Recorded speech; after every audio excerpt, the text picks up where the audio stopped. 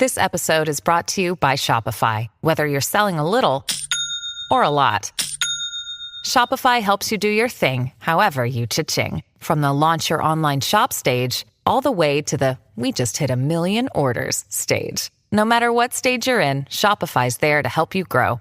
Sign up for a $1 per month trial period at shopify.com/special offer, all lowercase. That's shopify.com/special offer. Families have a lot going on. Let Ollie help manage the mental load with new cognitive help supplements for everyone 4 and up, like delicious Lolly Focus Pops or Lolly Mellow Pops for kids. And for parents, try 3 new Brainy Chews to help you focus, chill out, or get energized. Find these cognitive health buddies for the whole fam at ollie.com. That's OLLY.com. These statements have not been evaluated by the Food and Drug Administration. This product is not intended to diagnose, treat, cure, or prevent any disease. This is Optimal Living Daily, episode 3209. What I Wish My Extroverted Parents Knew About Raising an Introvert by Tyler Jacobson of introverted.com. And I'm Justin Malik. Welcome back to a Sunday bonus episode where I give you a little extra content from a podcast in our network that I think will also help you live a life that's a bit more meaningful and happier. And this episode is coming from Optimal Relationships Daily today. So without further ado, here's Greg with the bonus post as we optimize your life.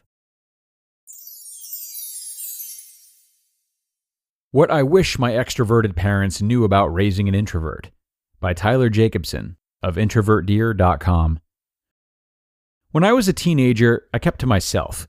My childhood years were somewhat similar, and during that time, my parents would patiently and somewhat adoringly refer to me as a shy boy. It was sweet, endearing, and something they assumed I would grow out of. Only I didn't. My shy qualities remained as I entered my post-puberty years, and suddenly those positive terms were no longer in my parents' vocabulary. They were replaced by new phrases. You should get out more, or you should try out for a sport, or the most hurtful, why don't you ever have any friends over? The tone of these questions was clear. They were asking what was wrong with me. As an introvert, I felt like a social failure. I never considered that I was an introvert and that my behavior wasn't something to be ashamed of. Instead, I internalized the way I obviously disappointed my family and classmates, wondering what had failed inside me. I didn't like parties, crowds, or loud music. I didn't enjoy meeting new people, especially people my age.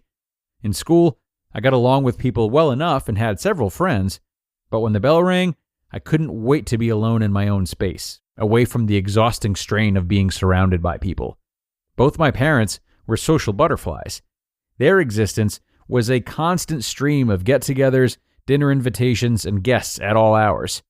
Friends from their college days or people they met while traveling planted themselves in our home for weeks at a time. I was expected to take part, to entertain when those guests or friends had kids my age. I could barely grin my way through it, always escaping at the first available opportunity. Of course, you know where this is going.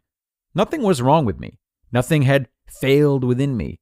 I was simply an introvert, meaning I'm one of those people who needs time alone to process their day, who can't handle the constant onslaught of sociability that is expected in society today. What I wish I could have told my extroverted parents. I wish I could go back in time and talk to my parents about all this. My mother and father are wonderful people, loving and encouraging. They gave me an incredible life, and I will forever be grateful to them. But there was a strain in my teen years related to my need for silence and alone time. They saw it not as a natural inclination by people with my temperament, and instead a testament to my unhappiness. That wasn't only due to my shyness, as they had put it in my younger years. It was also because I had a tendency toward, sometimes gloomy, introspection. I, like so many other introverts, have always thought a little too much, leaving me stuck in my thoughts more than interacting with others. My parents, on the other hand, are both open books. They don't have time to closely examine the minutiae of life because they're too busy living it. In their opinions, the world is there to be experienced, not read about or observed. That their son would rather hang out in the background seemed to them proof that they were failing to engage me, that they were doing something wrong. Today, I can look back with greater understanding and experience. I can honestly say that I missed out on nothing, and certainly I was not unhappy. My place in the world is less about craving the adventures of the unknown and more about quietly examining and making sense of it all. My interactions with others aren't based around quantity, but rather quality. Because my tolerance for interaction is lower, I make the time I can take count for more. That is where I find my fulfillment, which is what I was unable to articulate to my extroverted parents when I was a child. I carefully picked and chose who I spent my time with.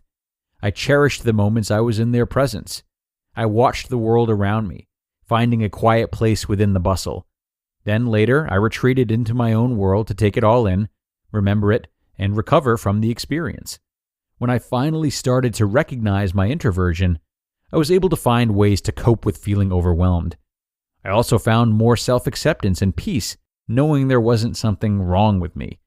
If you're the parent of an introverted child, introversion is nothing to be afraid of. We are methodical people who contemplate and consider our experiences carefully.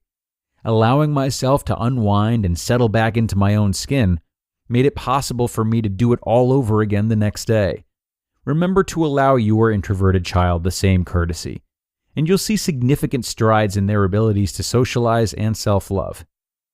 Introverted dad, extroverted son. Today, I have my own little family.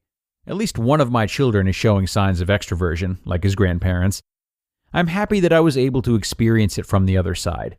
So now I will hopefully be able to give my son the greatest understanding possible as he sets out on his own. But I'll admit, even I don't always understand him. You just listened to the post titled, "What I Wish My Extroverted Parents Knew About Raising an Introvert" by Tyler Jacobson of introverted.com. Look, Bumble knows you're exhausted by dating. All the must not take yourself too seriously and 6'1" since that matters. And what do I even say other than hey? Well, that's why they're introducing an all-new Bumble with exciting features to make compatibility easier, starting the chat better, and dating safer. They've changed, so you don't have to. Download the new Bumble now. And thanks a lot to Tyler for this one, for opening up about his story and providing some words of wisdom for parents. Certainly a good remark about allowing your introverted children the courtesy of letting them be who they are. But it's understandable for parents to not always know who their children are, certainly as they age and develop their own identities with parts they'd rather not share. So, parents, forgive yourselves for the uncertainty. We want to protect our children. We want to know what's going on with them. And like we do with anybody, it's hard to not place our own versions of a good life on other people. Take the opportunity to ask your children about what they need and want, non-invasively. It's in your rights to do that and give yourself a chance to get to know them. Introverted children may not want to disclose too much, and respecting that boundary would be wise. But to show the effort and let them know they're accepted, and that any time it might seem otherwise to them, it's simply because you're concerned for their well-being, that can be a great gift. That's all I've got, though, everyone. Thanks so much for showing up today and listening through the end. It means a lot. I hope you do the same tomorrow, because we've got another parenting post on tap, this time from Shauna Scaife at simpleonpurpose.ca. Looking forward to seeing you for that one, where we will hear her thoughts on when intentional parenting can be a little less than desirable, and where your optimal life awaits.